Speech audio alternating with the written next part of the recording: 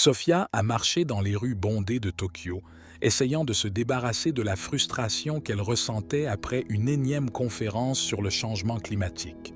Malgré tous les efforts et les données scientifiques présentées, les décisions semblaient toujours lentes et insuffisantes. Chaque promesse faite par les dirigeants du monde s'est transformée en paroles vides de sens, comme si la crise planétaire n'était qu'un sujet de discussion et non une réalité urgente. Elle sentait que, malgré ses compétences et son dévouement en tant que climatologue, il manquait quelque chose. Vous voulez savoir comment Sophia transforme cette frustration en action? Restez avec nous jusqu'à la fin pour une tournure inattendue.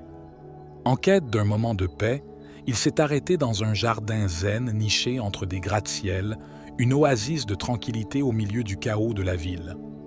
Le contraste entre la verdure silencieuse et le bruit de la métropole était presque désorientant. Sophia s'est assise sur un banc de pierre et a commencé à observer les mouvements subtils des feuilles et le doux bruit de l'eau qui coule. C'est alors qu'il aperçut un homme âgé qui s'approchait d'un pas calme et d'un sourire serein. N'oubliez pas de vous abonner à notre chaîne pour ne plus manquer d'histoires d'inspiration et de sagesse comme celle-ci. Le chaos ne peut pas toucher cet endroit, a déclaré Kenji, le moine gardien du jardin, d'une voix calme et grave. Sophia le regarda et hocha la tête, ressentant un étrange lien avec C.S. Mo. Au cours des jours suivants, Sophia retourna au jardin et commença à converser avec Kenji. Il a découvert qu'il avait autrefois été ingénieur engagé dans le développement technologique, mais qu'il avait tout abandonné après avoir constaté les effets dévastateurs de ses inventions sur l'environnement. Sa crise morale l'avait amené à chercher refuge dans le zen. Kenji s'est consacré à prendre soin du jardin, où il a trouvé équilibre et paix. Les paroles de Kenji résonnaient dans l'esprit de Sophia comme un écho lointain. Pendant des années, il a cru que la science pouvait résoudre tous les problèmes, mais il réalise désormais que le changement climatique n'est pas seulement une question de chiffres et de politique. C'est une crise du lien entre les humains et la planète. Il décida d'essayer de méditer avec Kenji, essayant de trouver cette paix intérieure dont il parlait. Au début, cela a été difficile pour elle, habituée à résoudre les problèmes avec rapidité, mais avec le temps, elle a appris à abandonner le besoin de contrôle et à se laisser guider par le silence. Avez-vous déjà essayé la méditation? Laissez un commentaire et partagez votre expérience avec nous. Au cours d'une des séances de méditation, Sophia a eu une soudaine idée. Il a compris que la véritable lutte contre le changement climatique ne devait pas commencer seulement dans les salles de conférence, mais dans le cœur des gens. Il s'est rendu compte que s'il voulait vraiment faire une différence, il devait inspirer une nouvelle vision du monde qui allait au-delà de la peur et de la colère, une vision qui puisse englober la compassion, le calme et la conscience. Il a décidé de proposer une nouvelle approche pour la prochaine conférence, intégrer des moments de méditation avant chaque discussion pour aider les participants à se connecter avec leur objectif le plus profond. Tout le monde n'a pas accueilli l'idée avec enthousiasme. Certains l'ont ridiculisée comme une distraction des solutions concrètes. Parmi les plus sceptiques se trouvait Haruto, un jeune scientifique brillant mais pragmatique, convaincu que seule une technologie avancée pourrait mettre fin à la crise climatique. Un soir, Haruto s'approche de Sophia dans le jardin zen et, d'un ton presque découragé, lui dit qu'il ne voit pas comment la méditation pourrait faire une différence face à un problème aussi vaste. Sophia l'écouta en silence puis répondit calmement. « Haruto, je ne dis pas que la méditation à elle seule va changer le climat. Je dis que si nous pouvons changer notre façon de voir le monde, nous pouvons changer notre façon d'agir. Le problème est en nous, dans notre manque de connexion et notre désir constant de contrôle. Si nous ne trouvons pas l'équilibre en nous-mêmes, comment pouvons-nous espérer le trouver à l'extérieur? » Le jeune scientifique resta silencieux, réfléchissant à ces mots. Les jours suivants, Haruto commença à se joindre aux séances de méditation, non sans difficulté, mais avec une curiosité grandissante. Peu à peu, la pratique du zen a également commencé à influencer sa vision scientifique.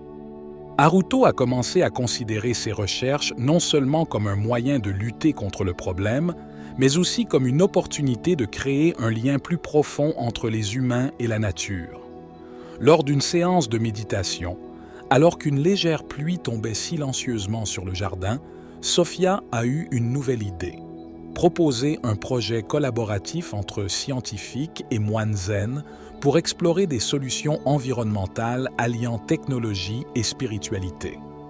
Il souhaitait créer une initiative montrant comment deux mondes, apparemment si différents, pouvaient travailler ensemble pour relever l'un des plus grands défis de notre époque.